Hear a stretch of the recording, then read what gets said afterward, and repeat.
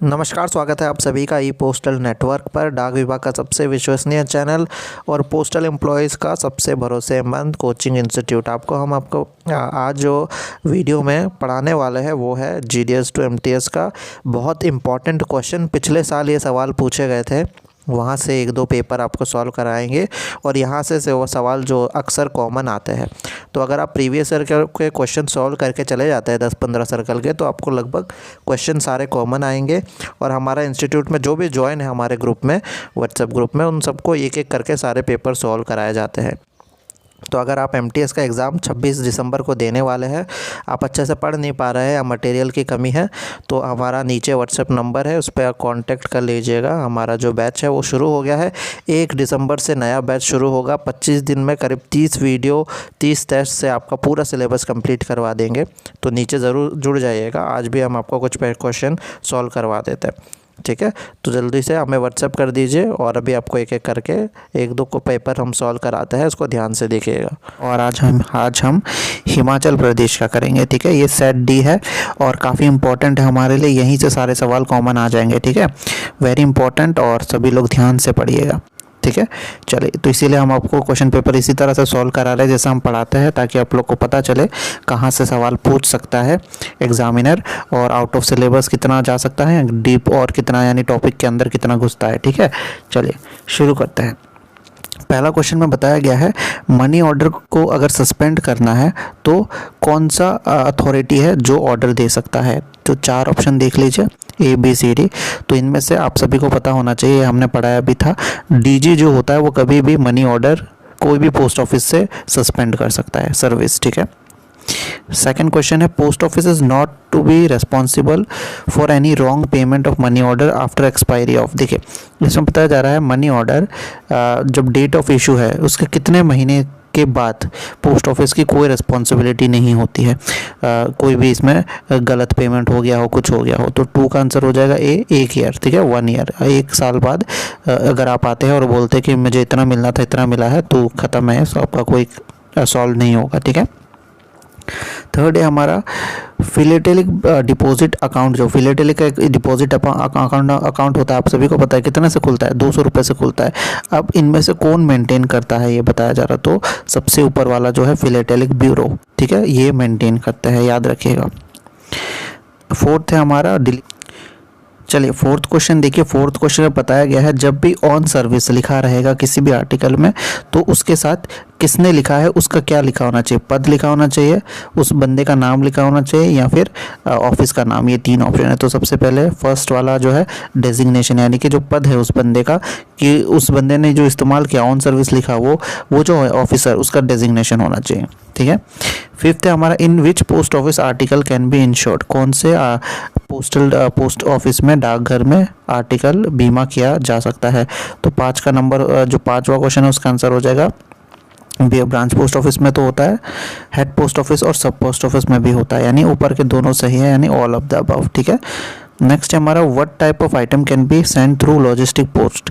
Logistic post जो होता है हमारा प्रोडक्ट एंड सर्विस का, उसमें आप क्या क्या भेज सकते हैं। तो 6 का आंसर हो जाएगा, जो पार्सल होता है ना वो आप भेज सकते हैं। देखिए, लॉजिस्टिक का मतलब ही होता है कि सामान, बड़े बड़े सामान, ठीक है, तो पार्सल इसमें आ जाता है। 7th क्वेश्चन चलते हैं, newspaper was registered on the first time on 30 मई। देखिए 20 मई, तो 30 मई को ये हुआ है रजिस्टर हमारा न्यूज़पेपर। अब बताया जा रहा है कि जो नेक्स्ट होगा आपका इसका जो ख़त्म होगा, ये जो ख़त्म होगा इसका कब होगा, तो 7वें का आंसर हो जाएगा A, 31 दिसंबर। उसी साल ख़त्म हो जाएगा, ठीक है, क्योंकि 31 दिसंबर तक वैलिडिटी होती है पहले साल की। Registered newspaper should be published in number eight intervals. तो ये भी बहुत इंपॉर्टेंट सवाल है, बार बार आ गया है। एक रजिस्टर्ड न्यूज़पेपर जो पब्लिश होना चाहिए, एक इंटरवल है, कितने दिन का इंटरवल होना चाहिए। देखिए, तो इसका सबसे आसान आंसर है 31 डेज। 31 दिन के बाहर का नहीं है, 31 अंदर के अंदर ही दूसरा उसका पब्लिकेशन आ जाना चाहिए, ठीक है। 9वां नंबर है, in case of death of insurant the sum assured and bonus accrued is payable to. एक जिसने इंश्योरेंस लिया हुआ है उसकी मृत्यु हो जाती है, तो जो बोनस और जो सम, यानी कि जितना भी अभी तक का जिसका पैसा जमा है वो किसको मिलेगा। तो 9वां का आंसर हो जाएगा A, असाइनी को। असाइनी कौन होता है, असाइनी मतलब जो आपका एक तरह से नॉमिनी कह सकते हैं, ठीक है। नेक्स्ट है 10 postage free blind literature packet are transmitted by. जो postage free blind literature packet जो होते हैं ना, जिसमें आपको कोई डाक शुल्क नहीं देना पड़ता, वो कैसे जाते हैं? सतह से जाते हैं, वायु से जाते हैं, या दोनों में से किसी में भी। तो 10 का आंसर हो जाएगा ए, सरफेस मेल से जाते हैं वो, ठीक है। नेक्स्ट है हमारा which of the following is first class mail. प्रथम श्रेणी के मेल को बताइए कौन कौन सा है। तो ब्लाइंड लिटरेचर, रजिस्टर्ड न्यूज़पेपर और पोस्ट कार्ड में बताना है। तो 11 का आंसर हो जाएगा सी, पोस्ट कार्ड, ठीक है। नेक्स्ट है हमारा what are all the items that can be send by parcel. Parcel में हम क्या क्या भेज सकते हैं पार्सल के साथ, ठीक है। तो पहला है अदर देन लेटर, यानी लेटर को छोड़ के कुछ भी। नेक्स्ट है anything accept article transmission which is prohibited, यानी कि ऐसा कुछ भी प्रोहिबिशन मतलब प्रोहिबिटेड वाले आर्टिकल्स को छोड़ के। यहाँ थर्ड है एनीथिंग। तो इसका डेफिनेशन को हमने आपको पढ़ाया था। 12 का आंसर जो हो जाएगा वो हो जाएगा सेकंड, ठीक है। 12 का सेकंड हो जाएगा आंसर, एक बार आप लोग देख लीजिए। चलिए 13 जो हमारा क्वेश्चन है, इसमें पूछा गया है कि पोस्ट बॉक्स के थ्रू आप कौन सी चीज़ें भेज सकते हैं। तो चारों चीज़ आप पढ़ेंगे। चारों पॉइंट पढ़ने के बाद पहला तो लिखा हुआ है मनी ऑर्डर, तो अकाउंटेबल आर्टिकल और मनी ऑर्डर तो आप नहीं भेज सकते। दूसरा लिखा है सिर्फ अनरजिस्टर्ड आर्टिकल लिखे हैं, ठीक है। तो ये भी आपको 13 का जो है इसमें कहीं ना कहीं सही लग रहा है। नेक्स्ट पढ़ लेंगे only fully paid unregistered parcel of letter and parcel. अब इसमें बताया जा रहा है कि पार्सल भी भेज सकते हैं और लेटर, तो ये तो नहीं हो सकता। पार्सल कैसे भेजेंगे पोस्ट बॉक्स में? तो बी कहीं ना कहीं सही हो जाएगा। तो ठीक है, तो यहाँ पे बी हमारा सही हो रहा है। चलिए नेक्स्ट हम देखते हैं where addressee can not be found, जहाँ पे हमें एड्रेसी नहीं मिलता है और या फिर डिलीवरी नहीं हो पाती है, कितने दिन के अंदर उसको जो है ऑफिस ऑफ पोस्टिंग, यानी जहाँ से बुकिंग कराया गया था वहाँ पे भेज दिया जाएगा। तो 14 का आंसर यहाँ पे होगा बी, जो कि है 7 दिन, ठीक है। केवल 7 दिन ही इंतज़ार किया जाएगा और उसके बाद फिर उसको भेज दिया जाएगा वापस, ठीक है। चलिए नेक्स्ट देखते हैं rental period of a post box. जो पोस्ट बॉक्स का रेंटल पीरियड यानी किराए का जो शुरू होता है ना, किराए का जो एक काल है, तो वो कितने कब से शुरू होता है? तो इसका आंसर हो जाएगा 15 का A, first day of the month. तो याद रखेंगे फर्स्ट डे से ये शुरू हो जाता है, ठीक है। नेक्स्ट देखते हैं in case of articles address to foreign country. अब ये सवाल तो बार बार आता है, अगर आप विदेश में कुछ चीज़ें भेजते हैं तो एड्रेस कैसे लिखेंगे? तो फिर 16 का आंसर एक बार देख लीजिए, ये हो जाएगा, सबको पता होना चाहिए, ये है ए, ठीक है। रोमन लेटर और अरेबिक फिगर हमेशा ऐसे याद रख लेंगे, RLAF, ठीक है, यानी रोमन लेटर और अरेबिक फिगर। चलिए नेक्स्ट देखते हैं स्टम्प कहाँ पे लगना चाहिए। तो बहुत ही आसान सवाल है। तो स्टम्प कौन से तरफ लगेगा एड्रेस साइड के? तो 17 का आंसर हो जाएगा राइट हैंड टॉप कॉर्नर में, ये आप सभी को पता है, ठीक है। चलिए नेक्स्ट है हमारा ऑफिस ऑफ पोस्टिंग का मतलब क्या होता है? तो सिंपल सी बात है, जहाँ से बुकिंग की गई है। तो 18 का आंसर हो जाएगा A, delivery post office which serve as the address of the sender, यानी कि जो एड्रेस ऑफ द सेंडर जहाँ से सेंटर ने भेजा है उस डिलीवरी ऑफ पोस्ट ऑफिस को, ठीक है। वो नहीं जहाँ पे वो गया है, जहाँ से वो भेजा गया है, वो होगा ऑफिस ऑफ पोस्टिंग, ठीक है। चलिए नेक्स्ट है हमारा which word is used in licensed die of franking machine to facilitate identification of letter of official डाक, ठीक है। ऑफिशियल डाक का यहाँ पे आपको बताना है, ठीक है, कि which word कौन सा शब्द इस्तेमाल किया जाता है ऑफिशियल डाक के लिए। तो 19 का आंसर हो जाएगा डी, सर्विस, ठीक है, सर्विस का उपयोग होता है। तो ये सही होगा। कौन सा शब्द लाइसेंस डाई, फ्रैंकिंग मशीन के जो लाइसेंस डाई में हम इस्तेमाल करते हैं, यानी सुपरस्क्रिप्शन होता है ये, ठीक है, तो उसमें सर्विस लिखा रहता है। तो ये थोड़ा सा आउट ऑफ सिलेबस था, ये आप याद रखेंगे। फ्रैंकिंग मशीन का जो फर्म है, ठीक है, franking machine must be obtain only from a firm authorise by. तो फ्रैंकिंग मशीन को हमेशा हमें किसी एक फर्म यानी एक कंपनी से जो है लेनी पड़ती है, लेकिन इसकी ऑथराइजेशन कौन देता है? तो 20 का आंसर क्या होगा? ए, ठीक है, 20 का ए हो जाएगा, ये है DG। नेक्स्ट है हमारा फ्रैंक इंप्रेशन कौन से कलर में होना चाहिए? तो 21 का आंसर हो जाएगा बी।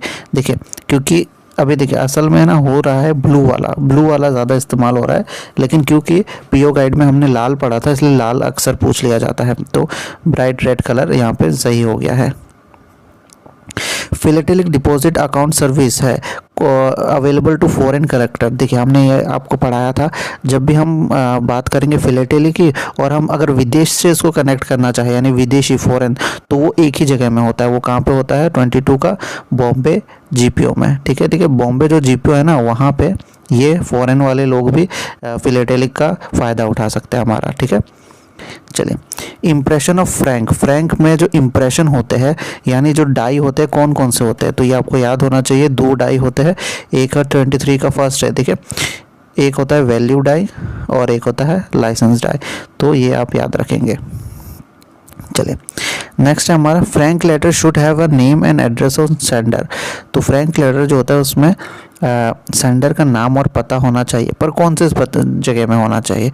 तो 24 का हो जाएगा लेफ़्ट साइड बॉटम में। तो ये तो सभी को पता है, जो सेंडर का होता है वो हमेशा लेफ़्ट साइड में ही होता है। ठीक है, चलिए नेक्स्ट है हमारा बीट का मतलब क्या है? बीट का मतलब क्या होता है? ठीक है, तो बीट यानी एक तरह का गश्त होता है और ये जो होता है अलग अलग मीनिंग रखता है आरएमएस में और पोस्टल में। ठीक है, तो हम देख लेते हैं एक बार 25 का। तो इसमें बताया जा रहा है पोर्शन ऑफ रेलवे और steamer line over which RMS section work, यानी कि आरएमएस का एक सेक्शन काम करता है, रेलवे हो या स्टीमर हो। ये हो गया एक। और दूसरा हो गया जो पोस्टमैन है और विलेज पोस्टमैन है जो अपनी ड्यूटी करते हैं उस एरिया में। तो आपको हमने पढ़ाया था कि ये दोनों ही सही होगा, क्योंकि रेलवे और स्टीमर लाइन जो होता है आरएमएस सेक्शन जहाँ काम करता है वो भी बीट होता है रेलवे के भाषा में और पोस्टल के भाषा में जहाँ पे पोस्टमैन और विलेज पोस्टमैन काम कर रहे हैं। तो ये दोनों सही हो गया। एल बैग में क्या होता है और एल बैग किसके लिए इस्तेमाल किया जाता है? तो 26 का आंसर हो जाएगा बी, अनरजिस्टर्ड पैकेट के लिए। ठीक है, चलिए नेक्स्ट चलते हैं। वी सेट का फुल फॉर्म हमने आपको बताया था। वी सेट का फुल फॉर्म क्या है? तो वी सेट का फुल फॉर्म हो जाएगा वेरी स्मॉल अपर्चर टर्मिनल। ठीक है, याद रखेंगे, थोड़ा बड़ा है लेकिन ये आता है। ठीक है, चलिए नेक्स्ट है if there is no article for dispatch to an office or section for which parcel bag is prescribed. देखिए इसमें पता चला यहाँ पे हमें कोई भी आर्टिकल प्रेषण के लिए नहीं दिया गया है। ठीक है, जिसमें पार्सल बैग प्रिस्क्राइब किया गया था, तो उस पार्सल बैग का क्या होगा? तो 28 का आंसर हो जाएगा A, no parcel bag need to be made up, यानी कि पार्सल बैग बनाने की ज़रूरत ही नहीं है। ठीक है, पर एक ब्लैंक पार्सल लिस्ट ज़रूर बनाना चाहिए। एक ब्लैंक पार्सल लिस्ट बना के आगे फॉरवर्ड करनी चाहिए। ठीक है, क्लो फिच का मतलब क्या है? ठीक है, ये थोड़ा आउट ऑफ सिलेबस है और ये इसके लिए मार्क्स भी कहीं ना कहीं हिमाचल प्रदेश वालों को ज़रूर मिला होगा। तो 29 का जो आंसर हो जाएगा ये हो जाएगा आपका सी, अनपेड पोस्टेज के लिए। ठीक है, अनपेड पोस्टेज के लिए ये रूल रिलेटेड है, ये थोड़ा आउट ऑफ सिलेबस है। अब इसमें बताया जा रहा है डैश कौन से पोस्ट मास्टर जो होते हैं एक्सरसाइज करते हैं सुपरिंटेंडेंट ऑफ पोस्ट ऑफिस, यानी एसपी का पावर उनके पास होता है। मतलब जो एसपी का पावर है ये इनके पास होता है, मतलब बराबर की पावर है। तो 30 का आंसर क्या होगा? 30 का आंसर हो जाएगा A, first class head postmaster जो होते हैं। ठीक है, चलिए नेक्स्ट एक और सर्कल का हम सॉल्व करते हैं। ये है कर्नाटका का, सी है सेट इसका। ठीक है, पहला क्वेश्चन आया था फ्रैंकिंग मशीन क्या है? तो ये बहुत ज़्यादा सवाल कॉमन है, आपको बता दें फ्रैंकिंग मशीन के बारे में।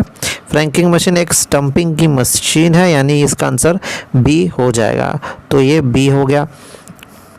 सेकंड क्वेश्चन देखिए, kind of article date can be delivered through post box.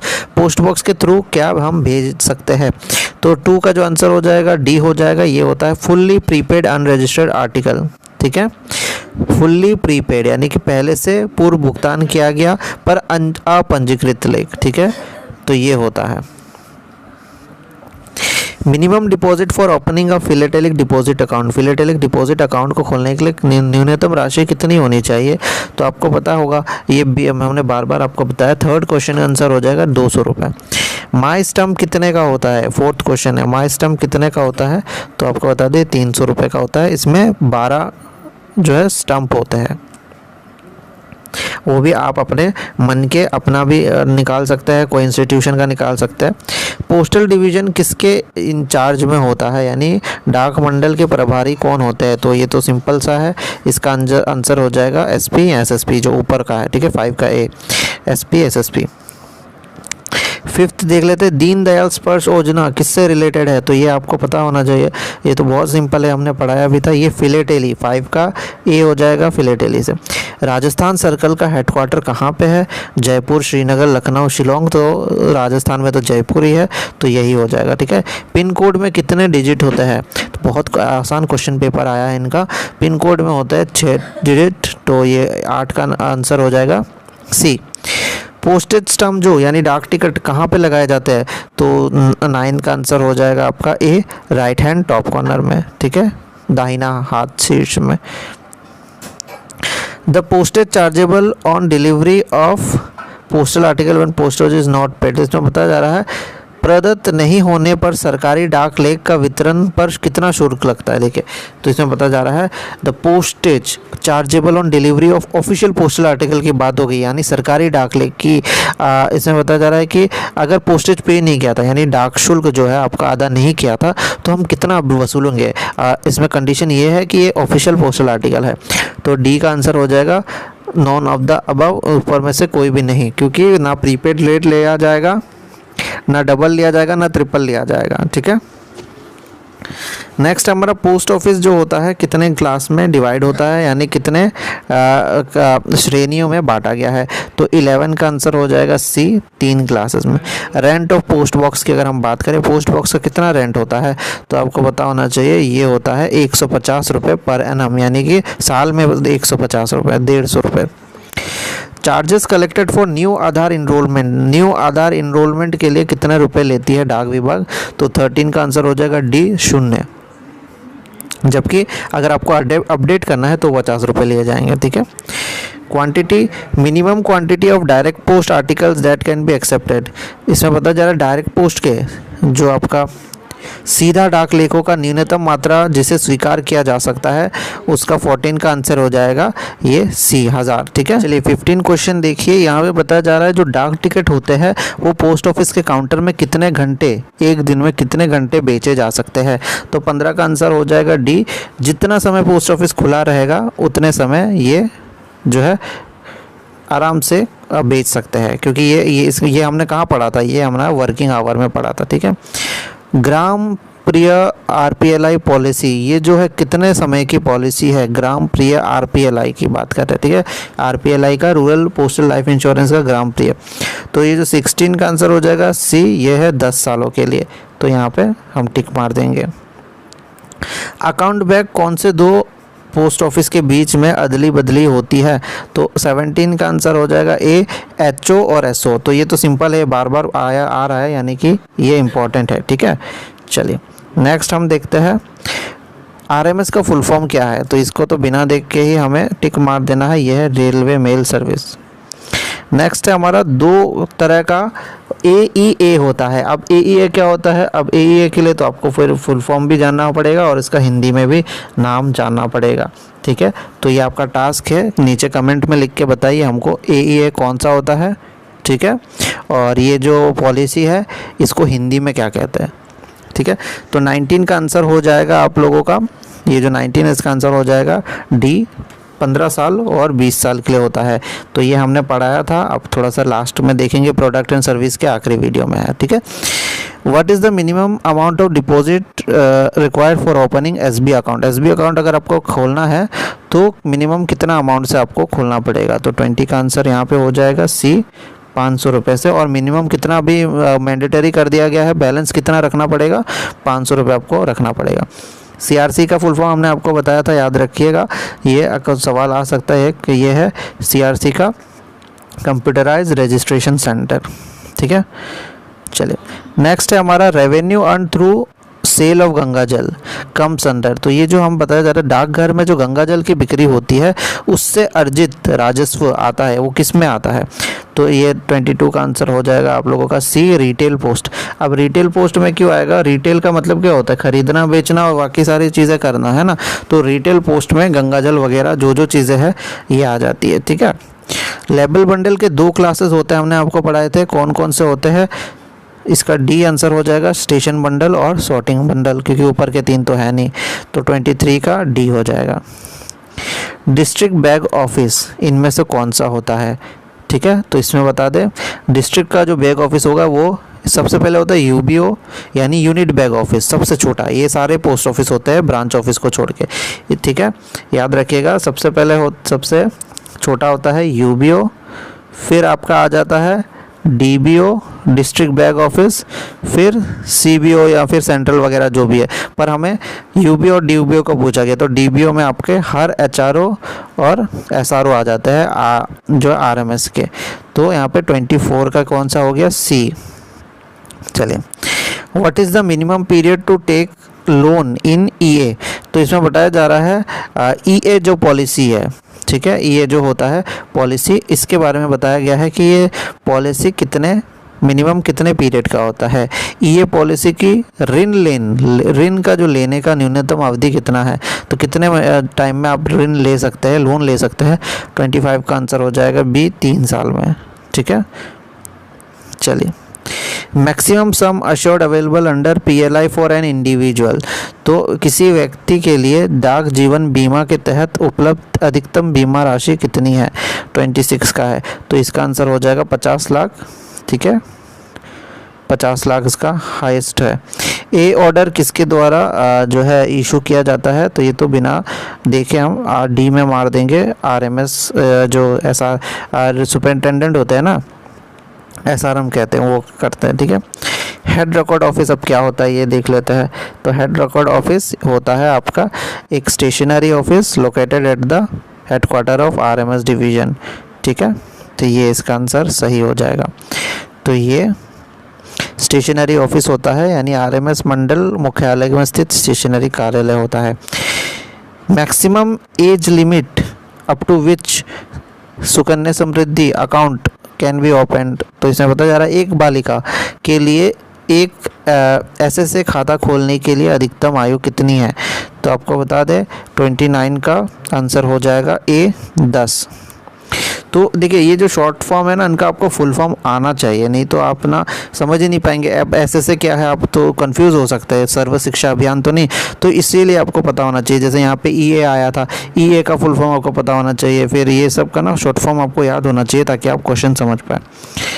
Next है हमारा providing of total mailing solution to business community. तो ये बहुत आसान सवाल है, और अगर थोड़ा सा आपने ध्यान से पढ़ा हो कि व्यवसाय समुदाय को संपूर्ण मेलिंग समाधान प्रदान करने के लिए एक सर्विस दी जाती है डिपार्टमेंट द्वारा, इसको क्या कहते हैं, इसको कहते हैं बिजनेस पोस्ट, ठीक है।